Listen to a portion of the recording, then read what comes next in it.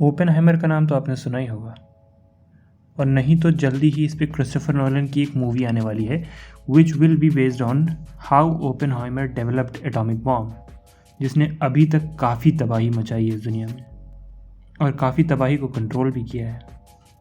पर हिस्ट्री में एक और ऐसी ही इन्वेंशन है जिसने काफ़ी तबाही मचाई है और बहुत ज़्यादा की कैपेसिटी भी रखता है। वो है डायनामाइट, जिसकी इन्वेंशन की थी एल्फ्रेड नोबेल ने। And Alfred Nobel was a inventor come entrepreneur. तो एल्फ्रेड नोबेल ने इस डायनामाइट से काफ़ी पैसा कमाया एंड मरने से पहले अपनी प्रॉपर्टी एंड पैसे एक ट्रस्ट को दिए। एंड डायनामाइट से आने वाली पैसे का यूज़ किया उन लोगों को प्राइज़ मनी देने में जो अपनी फील्ड में काफ़ी बढ़िया कर रहे हैं।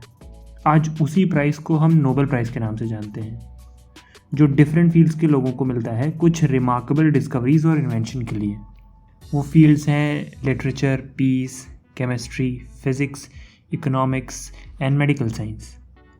अब ये अवार्ड हर साल मिलते हैं ईयर 1900 से, पर ये मिलते हैं सिर्फ कुछ कंट्रीज़ के साइंटिस्ट को। और अगर इंडिया की बात करें तो शायद इंडिया के पास नोबेल से ज़्यादा गोल्ड मेडल्स होंगे।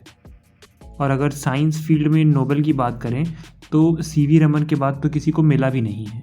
मतलब इंडिया में साइंटिस्ट का मतलब ज़ीरो, ऐसा तो है नहीं, क्योंकि साइंटिस्ट तो बहुत भरे हैं इंडिया में। इंडिया को नोबेल मिलता क्यों नहीं है? मतलब नोबेल प्राइज़ इकलौता क्राइटेरिया तो नहीं है किसी की कंट्री की साइंटिफिक अचीवमेंट को नापने का, पर it is the matter of pride, जैसे ओलंपिक मेडल जीतना।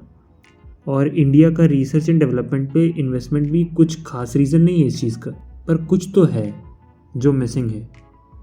क्योंकि अगर ओलंपिक्स की बात करें तो टोक्यो ओलंपिक्स में इस बार नीरज चोपड़ा ने एक गोल्ड मेडल जीता और पूरा इंडिया उस पर खुश हो गया।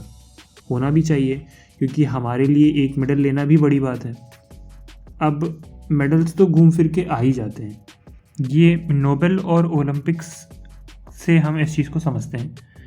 ये नोबेल एंड ओलंपिक का चक्कर है कुछ एक जैसा ही।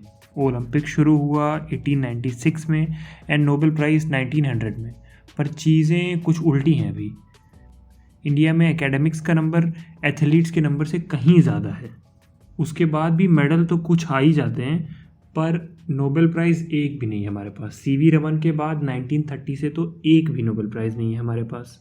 मतलब पढ़ोगे लिखोगे तो बनोगे नवाब वाली बात को कोई भी सीरियसली ले ही नहीं रहा पूरी कंट्री में।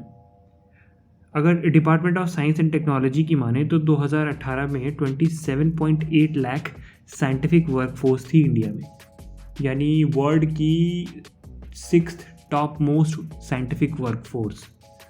एंड एथलीट्स केवल 30,000। तो इस हिसाब से नोबेल मिलने का चांस मेडल मिलने से कहीं ज़्यादा है, पर है सिर्फ एक। तो आखिर बात क्या है? क्यों 90 सालों में हमारे पास एक भी नोबेल नहीं है? ज़्यादा बड़ा और सबसे बड़ा रीज़न तो ये है कि इंडिया का इन्वेस्टमेंट रिसर्च एंड डेवलपमेंट पे काफ़ी कम है। आइए इसे समझते हैं कुछ डेटा से। क्या नोबेल प्राइज़ डिपेंड कर रहा है इन्वेस्टमेंट पे? तो डेटा के हिसाब से जो कंट्री अपने जीडीपी का 0.5% रिसर्च एंड डेवलपमेंट पे इन्वेस्ट करती हैं उनके पास 4 नोबेल लॉरिएट्स हैं। एंड जो कंट्रीज जीडीपी का 0.5% से 1% इन्वेस्ट करती हैं उनके पास 28 नोबेल लॉरिएट्स हैं। एंड 183 नोबेल लॉरिएट्स उन कंट्रीज़ के पास हैं जो जीडीपी का 2% इन्वेस्ट करती हैं। एंड 468 नोबेल लॉरिएट्स उन कंट्रीज़ के पास हैं जो अपनी जीडीपी का 2 से 3% इन्वेस्ट करती हैं। एंड इंडिया इन्वेस्ट करता है केवल 0.81%, यानी कोई बहुत कम इन्वेस्टमेंट नहीं है। क्यों? क्योंकि लगभग 22 नोबेल लॉरिएट्स उन कंट्रीज़ से आ रहे हैं जो इंडिया से भी कम इन्वेस्ट करते हैं। एंड जो इन्वेस्टमेंट अपनी जीडीपी का 3 से 4% भी करते हैं उनके पास भी केवल 50 नोबेल लॉरिएट्स हैं, बल्कि 2 से 3% वालों के पास मोर देन 400। तो इससे ये तो पता चला कि जीडीपी के इन्वेस्टमेंट का कोई खास रिलेशन नहीं है, डायरेक्ट रिलेशन नहीं है। तो आखिर रीज़न है क्या? क्योंकि इंडिया का स्पोर्ट बजट भी बहुत कम है इंडिया के साइंस बजट से, पर फिर भी जैसा हमने कहा मेडल तो 2-4 आ ही जा रहे हैं, बट नोबेल एक भी नहीं। तो रीज़न बहुत साफ है। कम से कम मेरी रिसर्च के हिसाब से देखें तो लोगों में आग ही नहीं है। There is no fire in the belly in scientists of India. ज़्यादातर साइंटिस्ट बस नाम के साइंटिस्ट हैं, उनके जीवन का गोल साइंस नहीं बस कुछ और ही है, लाइक जॉब करना। और उसका बहुत बड़ा रीज़न है हमारी society which do not respect scientists.